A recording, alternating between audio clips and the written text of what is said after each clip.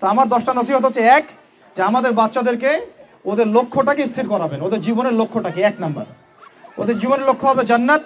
এবং আমাদের বরেণ্য যে মানে সিংহ পুরুষরা আছেন উম্মার, ওদেরকে চিনাই দিবেন, ওদের মতো ওদেরকে হতে বলবেন। তোমাকে হামজার মতো হতে হবে, তোমাকে খালিদের মতো হতে হবে, তোমাকে ওমর ইবনে খাত্তাবের মতো হতে হবে, তোমাকে আলী ইবনে আবি তালেবের মতো হতে হবে, তোমাকে মারিয়াম আলাইহিস সালামের মতো হতে হবে, তোমাকে আয়েশার মতো হতে হবে। এই চেতনাগুলো ছোটবেলা থেকে ওর মধ্যে ইনস্টল করে। ও সামনে একটা রোল মডেল দেখবে যে আমাকে এরকম হতে হবে। এইসব ম্যাট্রিনা সব ফেলান, এগুলা পরিমণি সব ফেলান, এগুলা বাদ দেন। যা চলতেছে যে সাকিব টাকিব সব বন্ধ করেন, এইসবে কোনো ফিউচার নাই। এইসব ফিউচার হয়তো দুনিয়াতে কিছু দিতে পারে, কিন্তু পরকালে আল্লাহ পাকের আযাব গজব থেকে বাঁচার কোনো অপশন নাই। 2 নাম্বার, সন্তানকে নিজের মনে করবেন না।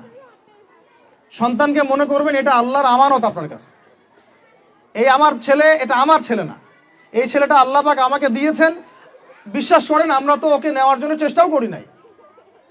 এমন হয়নি আপনাদের সময়? সন্তান না চেষ্টা করতো সন্তান আসে নাই? কোনো ক্ষেত্রে এমন হয়েছে সন্তান নষ্ট করার মানুষ চেষ্টা করছে, তাও সন্তান আল্লাহ দিয়েছেন। সন্তান আমার না, সন্তান আল্লাহর দেওয়া, আমার কাছে আমানত। একে যদি আমি সুসন্তান রূপে মানুষ না করি, আগামী দিনে ওমর না বানাই, তাহলে আল্লাহ আমাকে ধরবেন। That's all. 1 নাম্বার, সন্তানকে ওর গন্তব্য চেনাবেন, ওকে আমাদের সিংহ পুরুষদেরকে পরিচয় করাই দিবেন, ওর মতো তাদের মতো হতে বলবেন। এবং সন্তানকে আপনার নিজের মনে করবেন না, সন্তানকে মনে করবেন আল্লাহর দেওয়া জাস্ট একটা আমানত। 3 নাম্বার, সর্বোচ্চ সেরা কারিকুলাম যারা দিচ্ছে ওই রকম প্রতিষ্ঠানে আপনি ওকে পড়াবেন। এরকম প্রতিষ্ঠান যদি সরকার দেয় তাহলে সরকারি প্রতিষ্ঠানে পড়াবেন, আমার কোনো সমস্যা নেই। যদি না দেয় তাহলে বেসরকারি, আর যদি বেসরকারিও না থাকে তাহলে আমরা গড়ে তুলবো ইনশাআল্লাহ তাআলা। 3 নাম্বার হচ্ছে এটা, 3 নাম্বার। 4 নাম্বার, আল্লাহর ওয়াস্তে, এটা আমি প্রথমে বলতে চাইছিলাম, আল্লাহর ওয়াস্তে ডিভাইসের এডিকশন থেকে বাচ্চাদেরকে বাঁচান। ডিভাইসের এডিকশন এত মারাত্মক যে আমি নিজে এখন কোরআনের আয়াত ভুলে যাচ্ছি দিন দিন। এই ডিভাইস আমার হাতে যেটা আছে, এটা একটা পয়জন, এটা একটা হিপনোটাইজ করার যন্ত্র মানুষকে। এই মোবাইলের এডিকশন থেকে বাচ্চাদেরকে বাঁচাবেন আল্লাহর ওয়াস্তে। যদি আপনি বাচ্চাকে হাফেজ বানাতে চান, আলেম বানাতে চান, কারি বানাতে চান, মুহাদ্দিসা বানাতে চান, এটা হাতে থাকলে আপনি পারবেন না। এটাতে এডিক্টেড হয়ে গেলে আপনি কোনোভাবেই বাচ্চাকে মেমোরি ধরে রাখতে পারবেন না।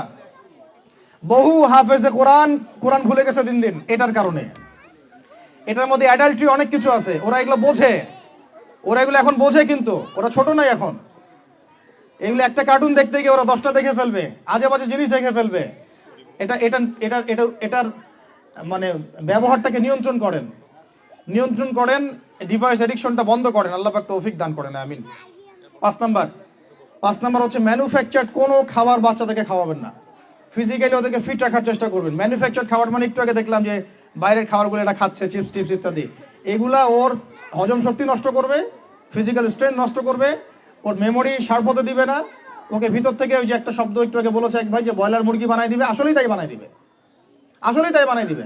আমরা ঢাকা শহরে যখন থাকি, ছেলেপেলেদের 15 বছরের ছেলের ভুঁড়ি দেখলে আমাদের মনে হয় যে কি একটা অবস্থা।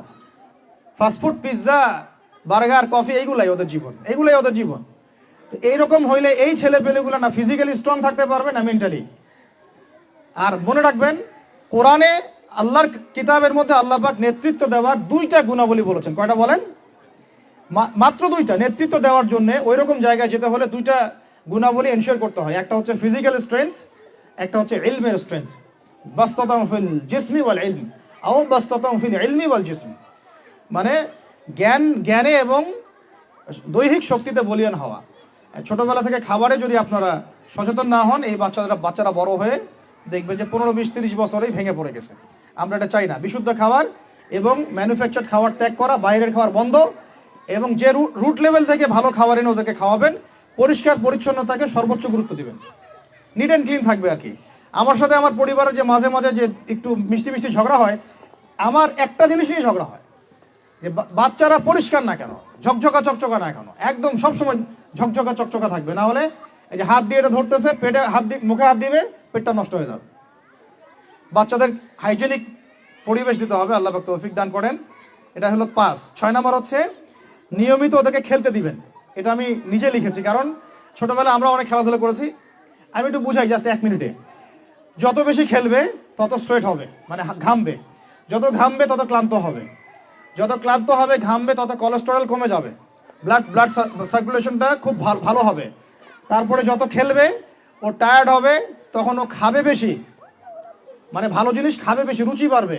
যত ভালো খাবে ঘুম তত ক্লিয়ার হবে, ঘুম যত ক্লিয়ার হবে ও ব্রেন তত শার্প হবে, ব্রেন যত শার্প হবে ও অল্প সময়ে যা পড়তে পারবে, যা মুখস্থ করতে পারবে, এটা 10 ঘন্টায় আপনি পারবেন না। বিশ্বাস করেন, আমি আমার স্টুডেন্ট লাইফে কোনোদিনও মনে হয় 2 থেকে 3 ঘন্টার বেশি পড়ি নাই, কোনোদিনও না, কোনো পরীক্ষার আগেও না, এসএসসি, এইচএসসি, ইন্টার, মাস্টার্স, কোনো পরীক্ষার আগেও না। আমার তো মনে আছে যে আমি ওই ইন্টারমিডিয়েট পরীক্ষার আগে আমরা ভিডিও গেম খেলতে গেছিলাম, মোস্তফা, মনে আছে আপনাদের? মনে নেই? ওই যে কাচারি বাজারে, এই যে কাচারি বাজারে আগে এখানে একটা গেমিং জোন ছিল, আপনাদের অনেকে মনে আছে যারা আমার এজের আছেন, মনে নেই আপনাদের? হ্যাঁ ভাই, জানেন তো, বাক্সের মধ্যে থাকতো, হ্যান্ডেল থাকতো। কালকে পরীক্ষা বলছে, পরীক্ষা দূর, কিসের পরীক্ষা, আমার ইংরেজি আগে পড়া আছে, আমার পড়া লাগবে না, এত কনফিডেন্স, বিকজ 1 ঘন্টা পড়ছি, আমার হয়ে গেছে। তো এই হলো অবস্থা, মানে বাচ্চাকে খেলতে দিতে হবে, খেলতে দিলে ওর ব্রেন ডেভেলপমেন্টে অনেক কাজে দিবে, ক্ষুধা বাড়বে, ঘুম ভালো হবে, ইনশাআল্লাহ তাআলা ওরা পড়া দ্রুত মনে রাখতে পারবে ইনশাআল্লাহ তাআলা। 7 নাম্বার হচ্ছে ভাই, এটা আমাদের ভাই বোনদের জন্য, যে পারিবারিক বন্ধনটা ভালো রাখেন। যে পরিবারে হাজব্যান্ড ওয়াইফের বন্ধন ভালো না, ওই পরিবারে ভালো সন্তান গড়ে উঠবে না। ওরা অনেক কিন্তু দেখবেন যে মানে মেন্টালি অনেক ডিপ্রেসড হয়ে যাবে। পারিবারিক বন্ডিংটা খুব ইম্পর্টেন্ট। এই জন্য আমরা দোয়া করি আল্লাহ পাক যেন সবার মধ্যে পারিবারিক বন্ডিংটা ভালো রাখেন এবং পারিবারিক কলহ থেকে আল্লাহ পাক আপনাদেরকে হেফাজত করেন, আমিন। আর অ্যাটলিস্ট বাচ্চাদের সামনে এগুলো করবেন না, যদি ঝগড়া হয় বা কথা কাটাকাটি হয়, অ্যাটলিস্ট বাচ্চাদের সামনে করবেন না। এগুলো বাচ্চাদের শিশু মনে অনেক প্রভাব ফেলে, অনেক প্রভাব ফেলে। আপনার ওমর রাদিয়াল্লাহু আনহুর ঘটনা জানেন তো? উনি এত কঠোর কেন জানেন? আপনারা যে বলেন উনি কঠোর মানুষ ছিলেন, কেন জানেন? ওনার বাবা তাকে ছোটবেলায় কঠিন শাসন করতেন, কঠিন শাসন। ঠিক আমি এরকম একটা পরিবেশে বড় হয়েছি। যারা খুব কঠিন শাসনে বড় হয় তারা হয় দুরকম হবে, এক হয় তারা নষ্ট হয়ে যাবে, অথবা তারা উম্মাকে নেতৃত্ব দিবে, দুটার একটা। হয় তারা খুব মানে মেন্টালি খুব ডিপ্রেসড হয়ে যাবে, অথবা দেখা যাবে যে তারা কঠোরতার কারণে ওরা দেখবেন ইনশাআল্লাহ ইসলামকে নেতৃত্ব দিচ্ছে বা আল্লাহর বিধানের উপর কঠোর হয়ে গেছে। তো আপনারা পরিবারের মধ্যে একটা হৃদ্যতার বন্ধন রাখবেন, যাতে করে পারিবারিক বন্ধন ঠিক থাকে। বাচ্চাদের সামনে অ্যাটলিস্ট কোনো রকম কোলাহল বা ঝগড়াঝাটি বা গায়ে হাত তোলা বা যে সমস্যাগুলো আমাদের সমাজে হচ্ছে, এগুলো যেন কখনো না হয়। আল্লাহ পাক যেন আপনাদের পরিবারের বন্ধনটাকে সুন্দর রাখেন, আমিন। আর 8 নাম্বারটা হচ্ছে বাবাদেরকে বলছি আমি, যে বাবাদের উচিত হবে মাদের দায়িত্ব না শুধু সন্তানদেরকে সময় দেয়া, বাবাদেরকে। Because brother, you are not a money making machine at all. আপনি মানি মেকিং কোনো মেশিন না, আপনার কাজ শুধু টাকা আর্ন করা না তো, আপনার আমার কাজ হচ্ছে বাচ্চাকে সময় দেয়া। কোরআন আপনি খোলেন, কোরআনের মধ্যে আপনি মা এবং ছেলের কোনো কনভারসেশন পাবেন না। আমার জ্ঞান ক্ষুদ্র, যদি থাকে আমাকে জানায়েন, যে কোনো জায়গায় যদি থাকে, কোনো জায়গায় যদি পান মা এবং ছেলের কনভারসেশন আমাকে জানায়েন। আমি কোথাও কোরআনে মা এবং ছেলের কোনো কনভারসেশন পাই নাই, মা এবং সন্তানের কোনো কনভারসেশন পাই নাই। আমি যদি ভুল হই বা আমার যদি জানা না থাকে আপনি আমাকে জানাই দিন। আমি সব জায়গায় পাইছি বাবা ছেলে, বাবা ছেলে, বাবা ছেলে, বাবা এবং ছেলের কনভারসেশন। তার মানে কোরআন আমাদেরকে হেদায়েত দিচ্ছে যে বাবাদেরকে সময় দিতে হবে ছেলেদেরকে। ইউসুফ তার বাবার সাথে কথা বলছেন, ইউসুফের বাবা তার ছেলের সাথে কথা বলছেন, লুকমান আলাইহিস সালাম তার ছেলেকে নসিহত করছেন, ইব্রাহিম আলাইহিস সালাম তার ছেলেকে বলছেন আমি তোমাকে জবাই করার স্বপ্ন দেখেছি। মা ছেলের কনভারসেশন খুব পাওয়া যায় না। আমি জানি না কোনো জায়গায় থাকতে পারে, থাকলে আমাকে জানায়েন, কিন্তু আমি পাইনি কখনো। তো বাবাদেরকে বলবো আপনি সন্তানকে সময় দেন, because you are not a money making machine at all. আপনি কোনো মানি মেকিং মেশিন নন। এটা হলো 8 দুটো বলে শেষ করতেছি। 9 নাম্বার হচ্ছে সন্তানকে চাপ দিবেন না, চাপ দিয়ে ওকে জোর করে কোনো কাঠামো দেওয়ার চেষ্টা করবেন না, বরং আপনি খুঁজে বের করেন আপনার সন্তানের মধ্যে ইউনিক প্রতিভা কি আছে। এই মেয়েটার মধ্যে হয়তো একটা প্রতিভা আছে যেটা আমার মেয়ের মধ্যে নাই, এর মধ্যে একটা প্রতিভা আছে ইউনিক যেটা ওর মধ্যে নাই, ওই ছেলেটার মধ্যে একটা প্রতিভা আছে যেটা আবার এই মেয়ের মধ্যে নাই। আপনি কখনো কারোর সাথে কারো তুলনা করবেন না। তুমি মারিয়ামের মতো ফার্স্ট হতে পারো নাই কেন, তুমি ওই সুমাইয়ার মতো সেকেন্ড কেন হলো না, তুমি ওই আবদুল্লাহর মতো কেন ফার্স্ট হলো না, কখনো এরকম তুলনা করবেন না।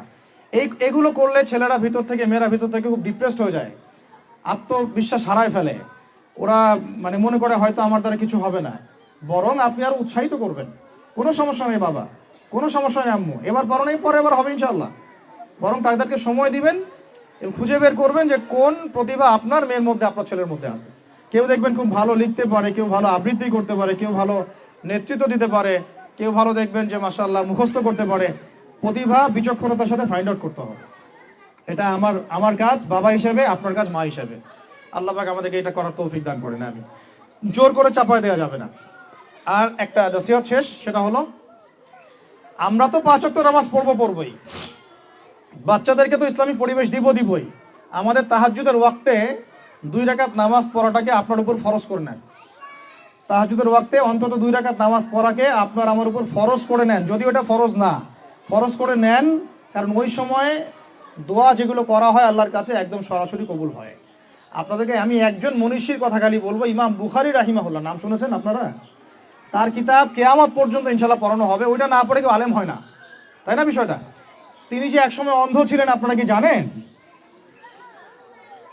তিনি যে একসময় চোখে দেখতে পারতেন না, আপনারা কয়জন জানেন? তার মা তাহাজ্জুদের ওয়াক্তে আল্লাহর কাছে কান্না করতে করতে করতে করতে, আল্লাহ আমার ছেলের চোখটা ভালো করে দাও, আল্লাহ আমার ছেলের দৃষ্টিশক্তি ফিরায় দাও, আল্লাহ আমার ছেলের দৃষ্টিশক্তি ফিরায় দাও। মায়ের এই দোয়া আল্লাহ পাকের আরশ পর্যন্ত পৌঁছে দেয় অলৌকিকভাবে, মিরাকুলাসলি। ইমাম বুখারী রাহিমাহুল্লাহ সকালবেলা উঠে চোখে দেখা শুরু করেছে।